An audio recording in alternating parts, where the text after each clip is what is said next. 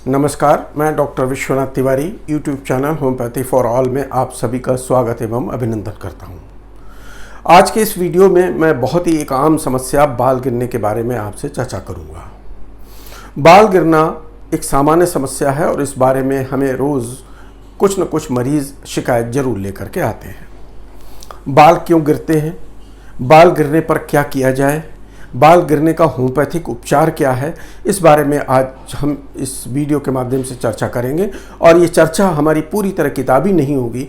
मैंने 33 सालों में क्या इस बारे में पाया है उस आधार पर आज मैं ये चर्चा आपके साथ साझा करूँगा और मुझे आशा है कि आपके लिए ये बहुत ही लाभकारी रहेगा।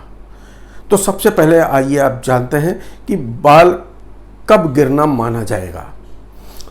एक आम आदमी की ज़िंदगी में 40 से 100 बाल तक अगर रोज़ गिर रहे हैं तो इसे सामान्य ही कहा जाएगा। 40 से 100 बाल तक गिरना बिल्कुल सामान्य बात है, इसको लेकर के चिंतित ना हो और इसे बाल गिरने की समस्या ना समझें। बाल गिरने के क्या कारण हो सकते हैं, तो इस बारे में चर्चा करने से पहले मैं आपको एक बात बता देना चाहता हूं कि बाल गिरने के दो प्रमुख कारण हो सकते हैं। या तो आपके शरीर के अंदर किसी अन्य हिस्से में मौजूद होते हैं या बाल गिरने का कारण आपकी स्कैल्प यानी कि जो सिर की त्वचा है उसके अंदर मौजूद होते हैं। तो आज का हमारा विषय सिर की त्वचा में होने वाले कारणों से संबंधित नहीं है। आज हम सामान्यतः शरीर के अंदर होने वाली तमाम अन्य व्याधियों के माध्यम से जो बाल गिरते हैं, जिनके लिए कि महिलाओं में विशेष चिंता होती है, उस बारे में आज हम चर्चा करेंगे। तो सबसे पहले तो आप ये समझें कि कौन कौन से ऐसे कारण हैं जिनके द्वारा बाल गिरने की समस्या हो सकती है। सबसे पहला कारण है एनीमिया, रक्ताल्पता।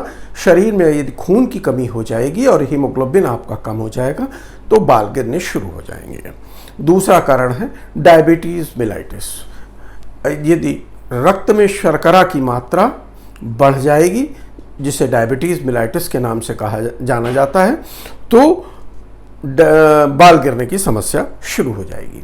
हाइपोथायराइडिज्म, थायराइड ग्रंथि के अंदर यदि हाइपो एक्टिविटी हो गई है और उसके कारण आपका थायराइड स्टिमुलेटिंग हार्मोन TSH का लेवल बढ़ गया है तो ये कंडीशन हाइपोथायराइडिज्म कहलाती है और इसमें भी बाल गिरने शुरू हो जाते हैं, यानी कि बाल गिरना एक प्रेजेंटिंग फीचर होता है। महिलाओं की फर्टिलिटी एज में एक सामान्य समस्या होती है जिसको कि पॉलीसिस्टिक ओवेरियन डिजीज कहा जाता है और ये हार्मोन्स के कारण होती है और अक्सर महिलाओं में फर्टिलिटी एज के अंदर ये कई बार होती है और इस कंडीशन के कारण भी बाल गिरने शुरू हो जाते हैं। हार्मोन्स के चेंजेस, पुरुषों में टेस्टोस्टेरोन के लेवल, महिलाओं में फीमेल्स हार्मोन्स के चेंजेस जब शुरू हो जाते हैं तब भी बाल गिरने की समस्या शुरू हो जाती है। प्रोटीन डिफिशिएंसी, प्रोटीन की शरीर में कमी हो जाए तो भी बाल गिरने शुरू हो जाते हैं। विटामिन की डिफिशिएंसी, इनमें खास तौर से विटामिन ए, विटामिन बी और विटामिन ई, इन विटामिन के क्या रोल होते हैं अभी आगे चल करके मैं आपको समझाऊंगा कि इन विटामिन के क्या क्या रोल होते हैं और इनकी कमी को पूरा करके कैसे बाल झड़ने को रोका जा सकता है। अब आइए चर्चा शुरू करते हैं कि अगर बाल गिरना शुरू हो गए हैं तो सामान्यतः क्या किया जाए कि बाल गिरना बंद हो जाए, क्योंकि दवाइयाँ तो हैं ही हैं। दवाइयाँ बगैर खाए अगर कुछ उपाय किए जाएं तो ज़्यादा बेहतर रहता है कि कुछ छोटे छोटे उपाय होते हैं। आपके खान पान में छोटा सा परिवर्तन, आपकी दिनचर्या में छोटा सा परिवर्तन, ऐसा करके अगर आपके बाल झड़ना रुक जाएं तो बहुत अच्छी बात होती है। लेकिन अगर ऊपर बताई गई कोई बीमारी आपको डिटेक्ट हो रही है, डॉक्टर के पास जा करके उसका उचित परामर्श जरूर लीजिएगा, क्योंकि जब तक इन बीमारियों का उपचार आप ठीक ढंग से नहीं करेंगी या करेंगे तब तक बाल गिरना रुकेगा नहीं। तो अब वो सामान्य कामकाज या दिनचर्या के बदलाव कौन कौन से हैं जिनके माध्यम से आप बाल झड़ने को रोक सकते हैं। पहला काम है कि रेगुलरली बालों में शैम्पू करें और शैम्पू माइल्ड इन नेचर होना चाहिए, हल्का शैम्पू होना चाहिए जिसमें केमिकल्स की मात्रा बहुत अधिक ना हो। अभी मैंने आपसे कहा था ना कि विटामिन का बहुत रोल होता है। विटामिन का रोल की चर्चा अब मैं आपसे करता हूं। विटामिन ए जो है वो आपके हेल्दी सीबम के प्रोडक्शन में जो एक रस निकलता रहता है जो बालों में आपके गीलापन रखता है, उसको सीबम कहा जाता है। सीबम के हेल्दी सीबम के प्रोडक्शन में मदद करता है। विटामिन ई ये स्कैल्प के अंदर बेटर सर्कुलेशन यानी कि रक्त संचार को बहुत अच्छा रखता है। विटामिन बी ये healthy colour of the hairs को मेंटेन करता है। खाने में प्रोटीन की मात्रा अधिक लें। स्कैल्प में नियमित रूप से मसाज करें। मसाज के लिए सेप्सम ऑयल या आलमंड ऑयल बहुत बेहतर रहता है। आलमंड ऑयल बादाम का तेल और सेप्सम ऑयल तिल्ली का तेल को कहा जाता है।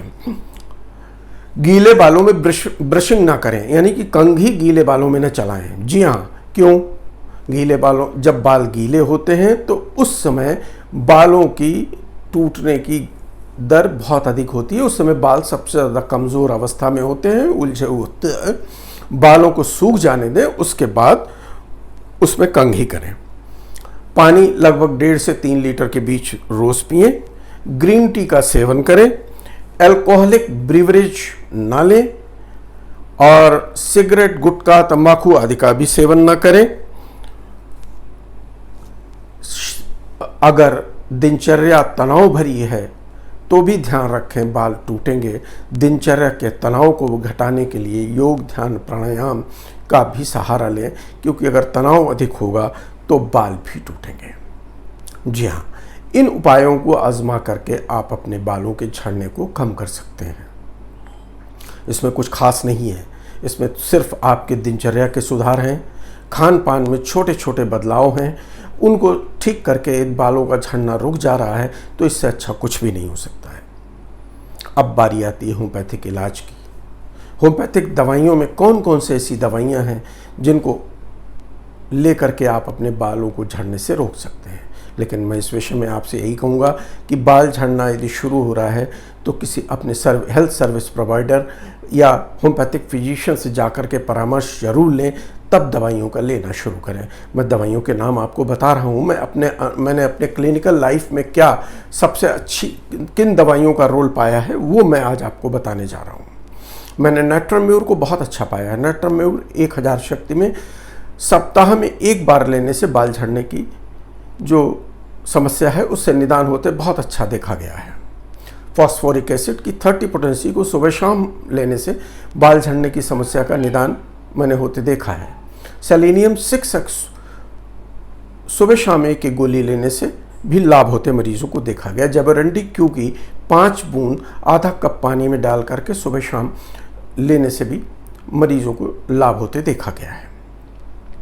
बाकी और भी तमाम दवाइयां हैं जिनका मैंने अपने मरीजों के साथ प्रयोग किया है, जिनको और मरीजों में उससे लाभ भी हुआ है। लेकिन ये जो दवाइयां अभी मैंने आपको बताई हैं, इन दवाइयों से ज़्यादातर मरीजों को लाभ होते मैंने देखा है। इसके अलावा जिन और दवाइयों का मैंने उपयोग अपने क्लिनिकल लाइफ में किया है उनके नाम भी मैं आपको बताए दे रहा हूँ।